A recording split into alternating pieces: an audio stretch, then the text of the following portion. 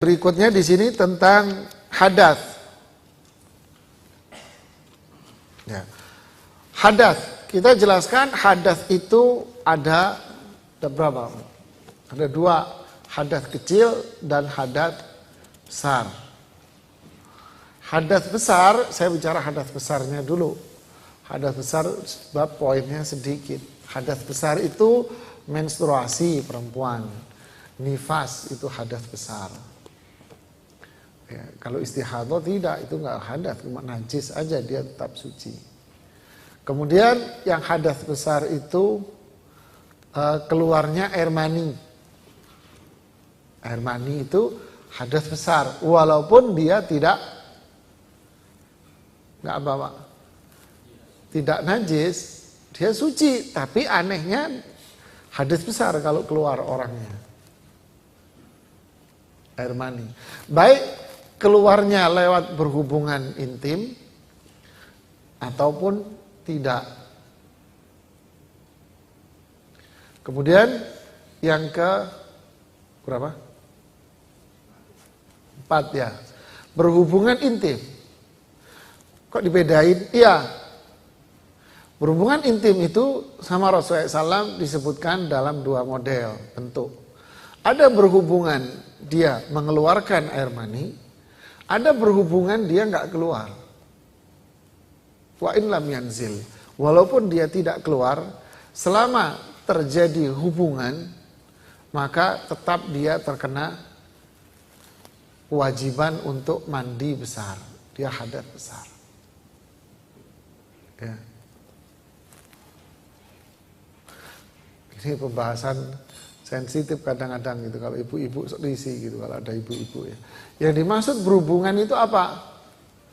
Syekh Muhammad Shalih Al-Utsaimin dan para ulama menjelaskan, dia dimaksud berhubungan itu ketika kemaluan laki-laki masuk di bagian kepalanya, itu sudah dikatakan berhubungan, Pak. Walaupun tidak masuk semua. Ngintip, ya Pak, benar Pak. Itu sudah termasuk hubungan. Ini yang terkena mandi besar. Sisanya apa? Hadas kecil, kentut. Terus apa lagi? Kencing, buang air besar. Ini hadas kecil.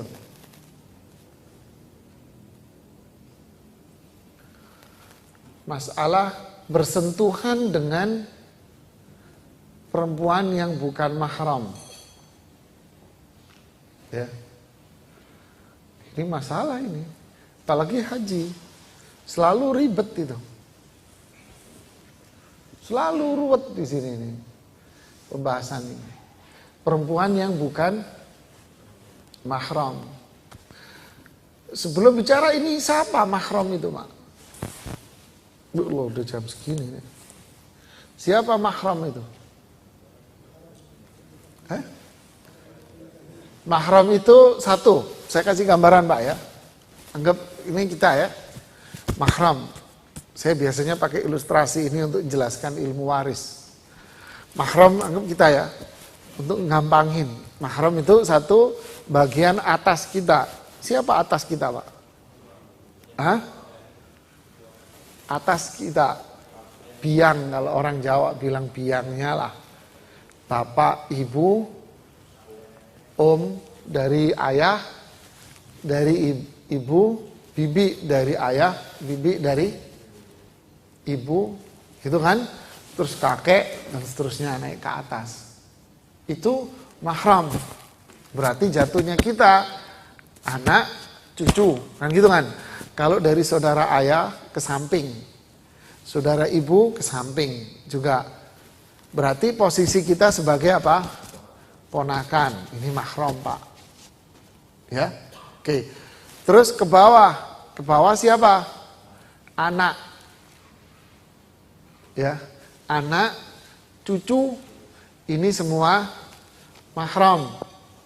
Oh anak, anak saya nikah sama orang lain.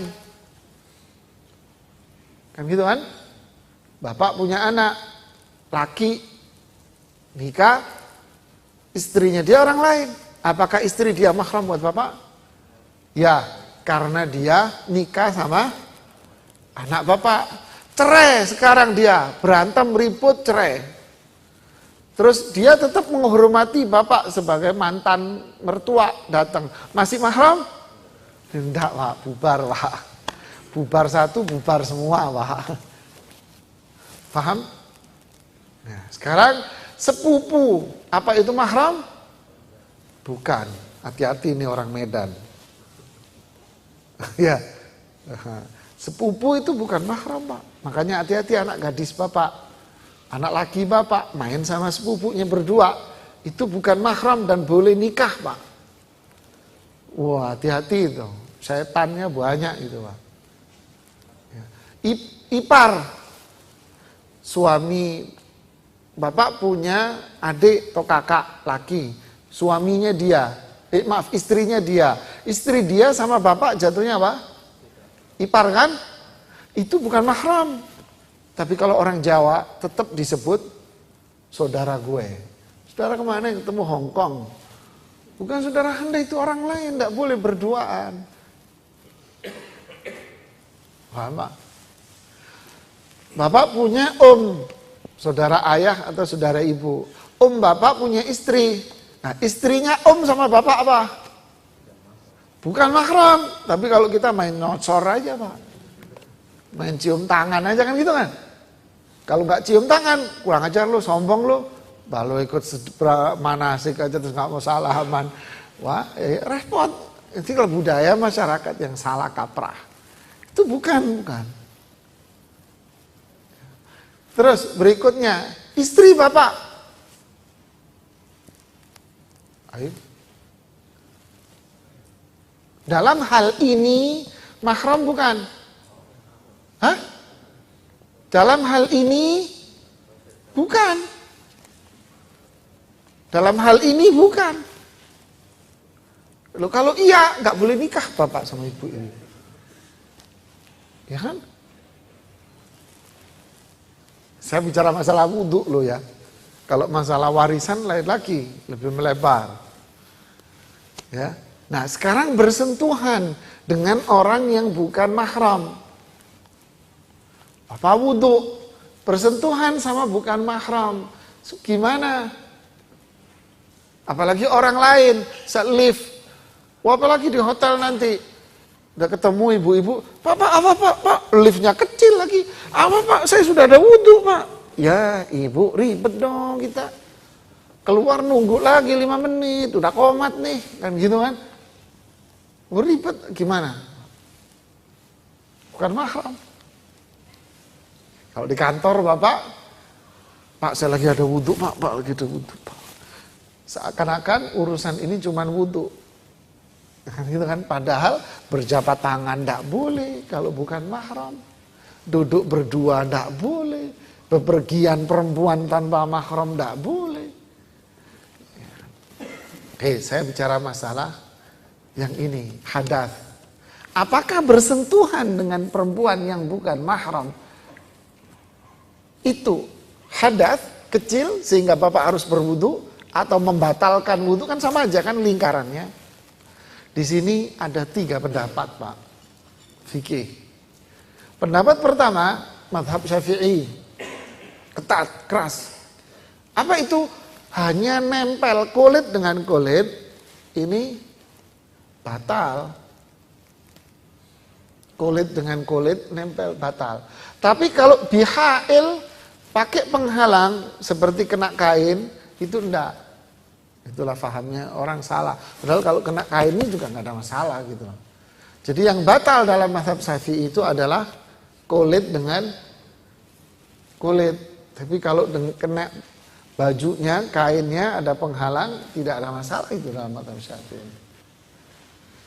Mazhab kedua, jadi yang batalin wudu itu apa? Batalin wudu sama hadas sekaligus deh. Mazhab yang kedua, Jika bersentuhannya itu didasarkan syahwat, ada gejolak syahwatnya.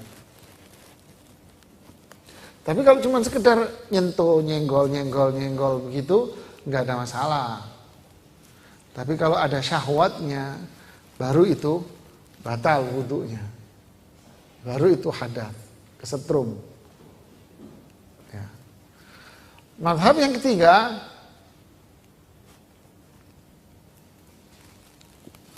tidak membatalkan dan tidak ada hadas dalam hal ini sama sekali. Terus yang batalin apa? Hubungan intim, suami istri itu aja. Sisinya kakak ada. Nah, dalam hal ini mazhab Imam Asy-Syafi'i lemah sekali. Dasar hukumnya lemah beliau. Karena berbenturan dengan beberapa hadis Rasulullah SAW. Di antaranya Rasulullah SAW sholat malam, kalau beliau itu sujud, nggak cukup tempatnya. Kalau mau sujud nggak cukup, Pak. Rumah Rasulullah begitu. Kalau sholat malam beliau sujud di rumahnya nggak cukup. Terus gimana? Karena yang menghadap kiblat itu pas kena kakinya Aisyah tidur. Jadi kalau beliau mau sujud, beliau pegang kakinya Aisyah, dinaikin, baru beliau bisa sujud. Dipegang kakinya Aisyah. Kok nggak batal wudunya? Ayo. Ya kan?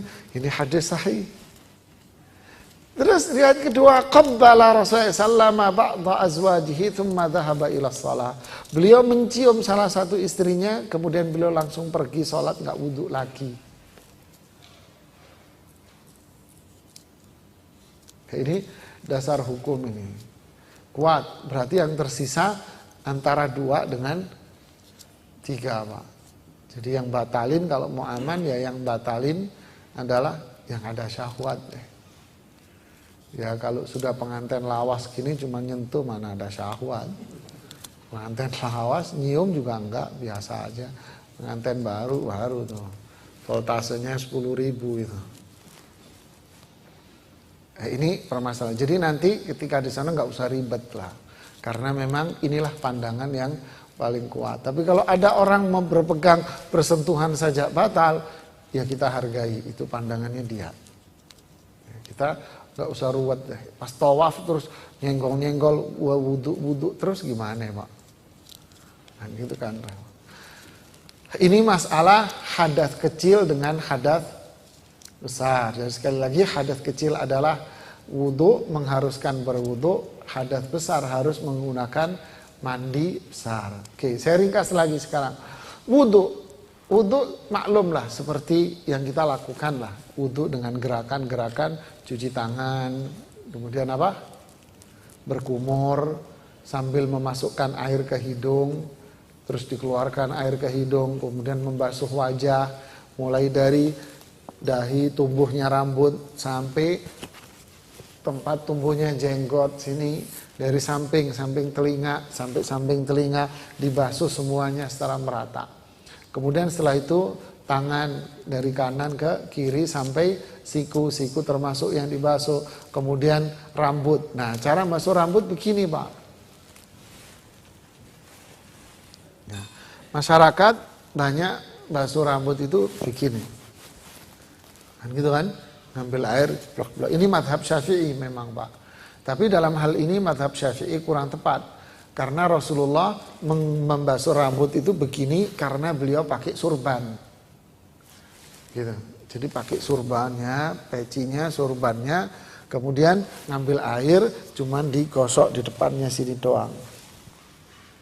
Karena ada surban. Lalu surbannya dielap sama beliau, atasnya surban. Dan inilah bagi wanita yang berjilbab sedangkan dia berada di tempat umum. Jadi kalau kita mau begini pakai surban dulu. Kan gitu kan? Nah, terus bagaimana standar kalau ini diajarkan oleh Rasulullah SAW, beliau copot surbannya. Gini, tangan kita basahi ya. Kemudian taruh di bagian depan begini. Caranya begini. Taruh depan begini, lalu tarik ke belakang, Pak. Sampai ke belakang sini, kemudian majuin lagi ke depan. Sudah. Nah, ini mengusap kepala.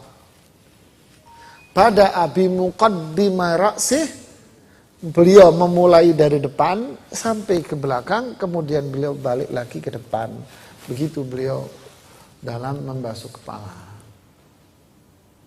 Apakah yang begini salah? Tidak. Itu mazhab Imam Syafi'i. Masa Imam Syafi'i salah? Imam Syafi'i enggak salah, Pak. Yang salah kita enggak mau belajar. Kan gitu kan? Imam Syafi'i enggak salah, Pak. Beliau mujtahid. Bener itu Imam Syafi'i. Kalau kita yang salah enggak mau belajar. Dan yang salah lagi apa? Nyalain orang lain gitu kan. Jadi inilah yang pandangan yang paling kuat. Cara membasuhnya. Terus telinga, tangan, ya telinga, ya. Habis itu kaki. Ini wudhu seperti biasa, secara ringkas. Mandi besar gimana? Mandi besar, kadang orang habis mandi besar masih wudhu lagi. Bukan kadang, memang begitu pada umumnya. Ya, habis mandi besar wudhu lagi. Sebetulnya tidak usah, karena mandi besar itu sendiri adalah tohara, bersuci. Ngapain wudhu lagi? Ya. Seperti apa? Cuci tangan, ini yang pertama. Karena mandi besar ini fungsinya buat apa, Pak? Ya bersuci dari hadas besar, kemudian mandi besar di saat ihram nanti. Nah, mau ihram mandi besar dulu, sama caranya. Jadi ihram umrah maupun ihram mau haji tanggal 8 pagi. Ninggalin Madinah, ihram, mandi besar dulu di hotel. Nanti tanggal 8 mau ke Mina, 8 Dzulhijjah pagi mau ke Mina, mandi lagi, Pak, mandi besar lagi. Apa? Mandi besar untuk ihram. Ya. Nah, ini. Caranya pertama cuci tangan. 2, apa? Membersihkan kemaluan. Ya. Terus dibersihin, ya udah selesai ngebersihin kemaluan. Terus 3, wudhu. Nah, ini kan wudhu nih, wudhu biasa. 4, mengguyur air di kepala, kalau perempuan bilang keramas.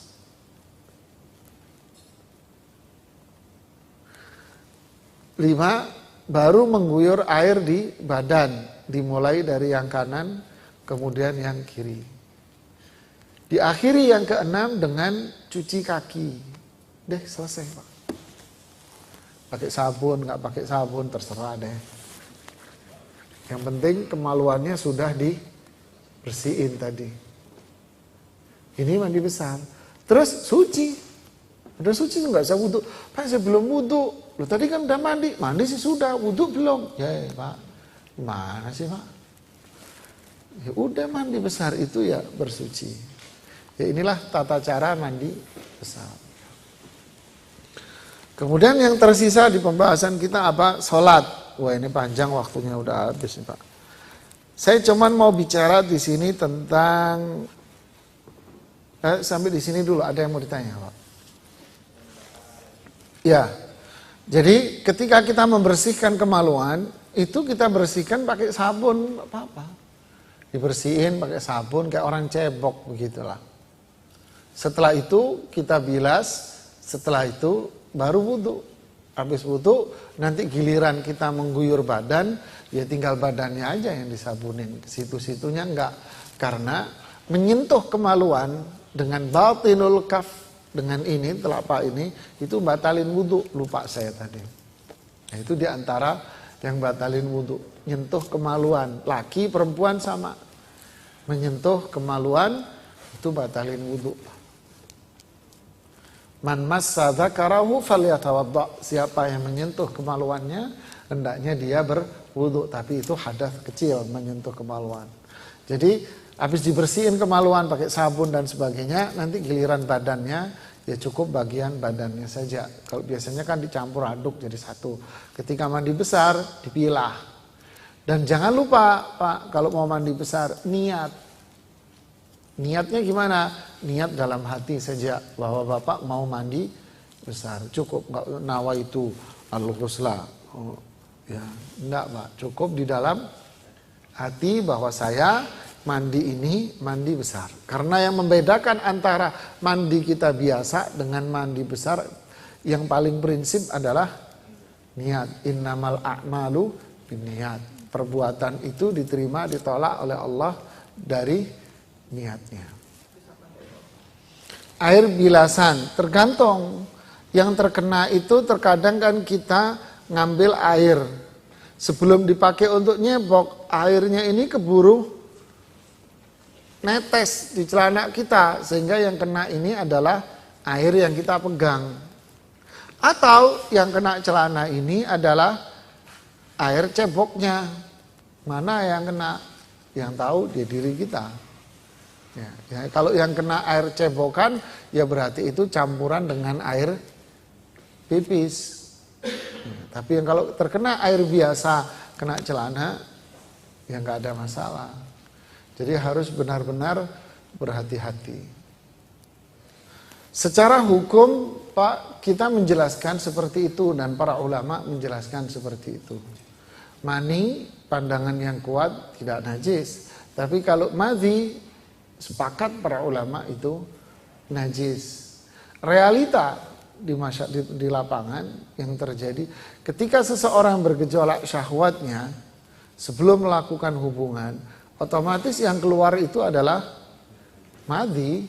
Baru setelah itu dia berhubungan dengan istrinya, kan gitu kan? Maka ya disinilah letak permasalahan. Maka jalan keluarnya apa? Ya udah mandi Pak dulu Pak. Tapi secara hukum dijelaskan secara terpisah. Ya mandi itulah yang menyelesaikan semua permasalahan. Emang habis berhubungan terus kabur, langsung sholat? Kan enggak Pak. Mana yang lebih utama, kencing berdiri atau kencing duduk? Kalau nanya, kalau duduk itu bisa keluar semua, kalau berdiri itu di luar pembahasan hukum syar'i ya. Nanti tanyain sama dokter-dokter yang duduk di depan ini Pak. Apalagi beliau ini bidangnya gituan ini Pak. Kalau saya bicara dari sisi hukum. Dari sisi hukum nggak ada masalah, berdiri boleh, jongkok pun boleh. Kenapa?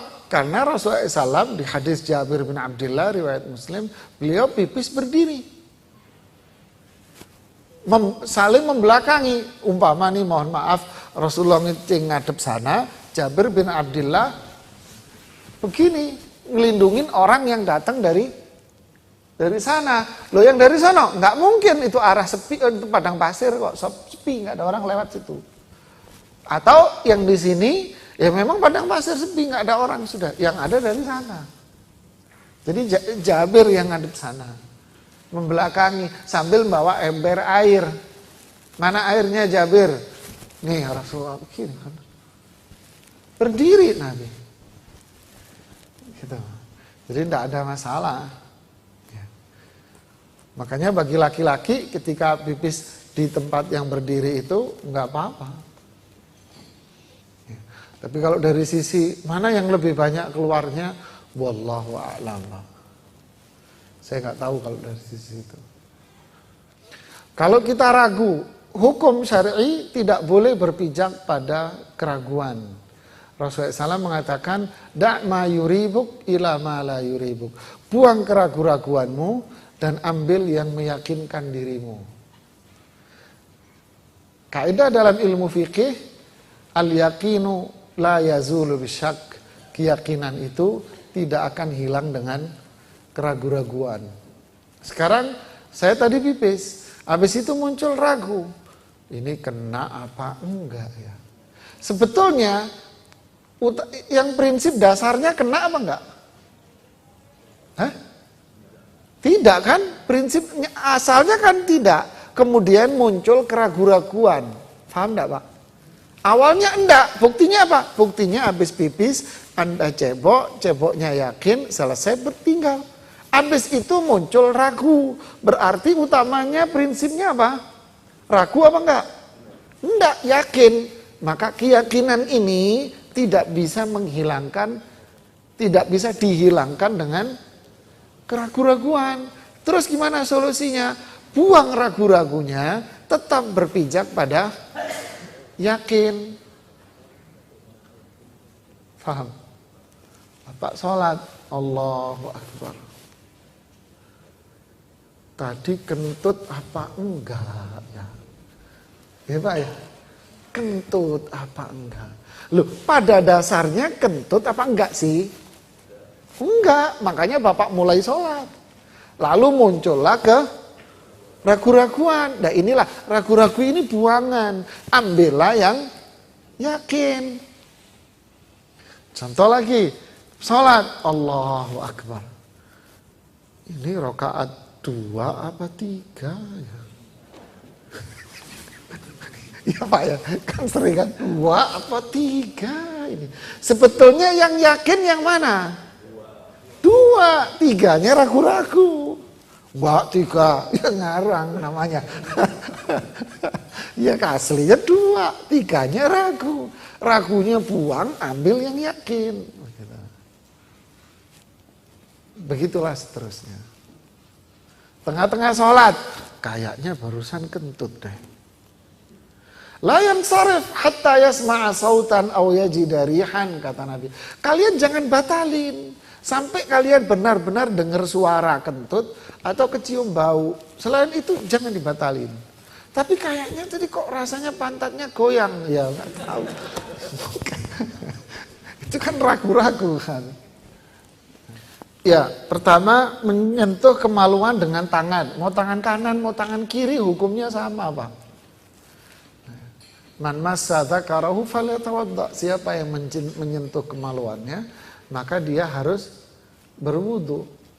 Nah, lagian udah pipis kok. Enggak, saya enggak menyentuh biar enggak wudu. Lah ini pipis barusan.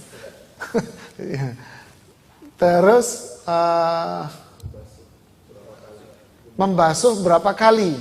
Nah, kalau membasuh nggak ada ketentuan sampai jumlah berapa kali. Yang penting dibersihkan, bukan membasuh ya, dicuci. Kalau membasuh itu beda dalam konotasi syar'inya. Membasuh itu dilap.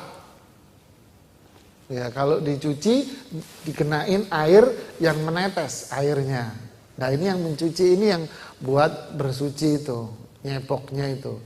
Sekali, 2 kali, 3 kali nggak ada masalah. Cuman kalau dalam masalah istijmar yang menggunakan benda seperti tisu, di sini dianjurkan sampai 3 kali. Sekali ngambil, dibuang, ngambil lagi, dibuang 3 kali. Itu yang dilakukan oleh Rasulullah SAW. Dari mana dasarnya? Abdullah bin Mas'ud tadi disuruh mengambil berapa? 3. Kenapa nggak 1 batu? Kenapa suruh ambil 3?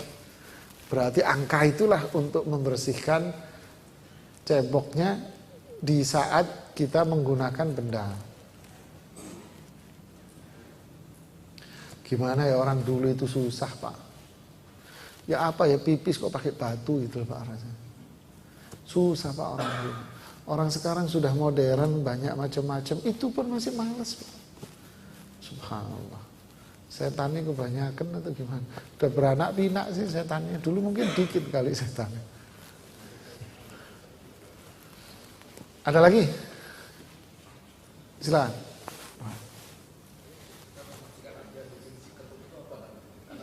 Nah, ya. Ya. Pertanyaan ini pernah ditanyakan kepada sahabat Abu Hurairah. Karena Rasulullah SAW mengatakan la salata liman ahdath hatta yatawadda. Tidak sah salat seseorang yang berhadat. Yang tadi ya, sampai dia wudu. Berarti yang dimaksud ini hadat apa? Kan gitu kan? Muridnya Abu Hurairah nanya, "Ya Abu Hurairah, wahai Abu Hurairah, yang dimaksud hadat ini apa?" Beliau mengatakan, kentut yang bunyi atau kentut yang enggak bunyi. Kalau kentut bunyi ya terang lah. Ya kan? Kentut enggak bunyi, tapi kita tahu ini kentut Pak, bukan perut yang belebek. Gitu kan? Kita yang nyadarin. Ya. Jangan sampai kayak kasus seorang ibu-ibu datang ke dokter. Dok, saya ini ngerasa setiap sejam itu sudah kentut bolak-balik. Saya nggak bisa ngendaliin. Saya ngerasa kentut, tapi tapi kentut saya nggak bunyi, nggak bau. Bunyi nggak, bau nggak. Tapi saya ngerasa, kan nggak enak, risih, minta obat, kasih obat sama dokter. Dapat berapa hari, balik lagi. Dok, kentut saya sekarang jadi kenceng banget, terus bau banget dok. Itu obat apaan dok? Itu obat THT, kamu yang budek dari kemarin itu kentutmu kenceng.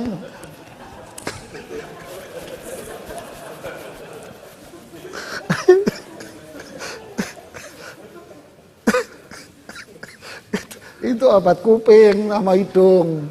Kamunya budek loh, saya dari tadi nahan begini, kentut kenceng banget, kamu bilang nggak kenceng. Nah, ini sudah apa benar, apa enggak di cerita saya nggak tahu ya. Jadi itu kentut baik bunyi maupun enggak, kalau cuma belepek di perut sih tidak dikatakan itu.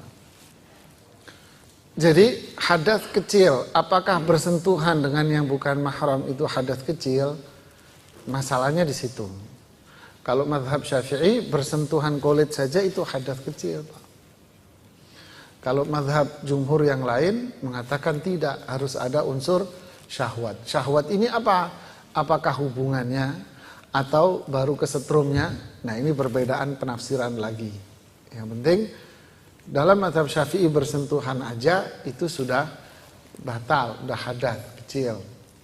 Tapi para ulama yang lain mengatakan tidak, harus ada unsur syahwat, dan ini yang lebih kuat pandangannya. Pandangan Imam Syafi'i kurang kuat, lemah dalam hal ini. Bukan salah loh ya. Kemudian bagaimana dengan orang berjabatan tangan? Berjabatan tangan kasus berbeda, Pak. Itu hukum yang terpisah. Jangan kita membuat analogi, loh berarti kalau memang bersentuhan kulit itu merupakan pandangan yang lemah, berarti jabatan tangan juga nggak apa-apa dong. Jangan membuat logika begitu. Karena jabatan tangan ini kasus berbeda. Jabatan tangan dengan lawan jenis yang bukan mahramnya itu dosa besar, Pak. Rasulullah SAW mengatakan, Anda dipukul dengan besi, pemukul besi di kepala Anda, itu jauh lebih ringan dibanding Anda harus berjabat tangan dengan wanita yang bukan mahram. Ayo. Kemudian di hadis lain Rasulullah mengatakan, Inilah usafihin nisa. Saya tidak berjabat tangan dengan perempuan manapun, nggak pernah beliau. Jadi terus jurusnya apa? Jurus orang Sunda. Gimana? Hah? Ya begini. Bukan begini terus bersentuhan juga ujungnya. Enggak, es begini.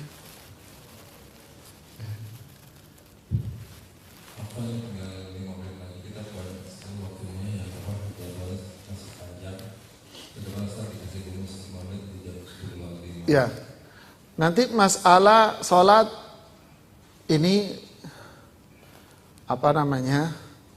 bisa ditanyakan nanti di sesi tanya jawab berikutnya. Ya, kalau nggak salah nanti malam ya ada sesi tanya jawab.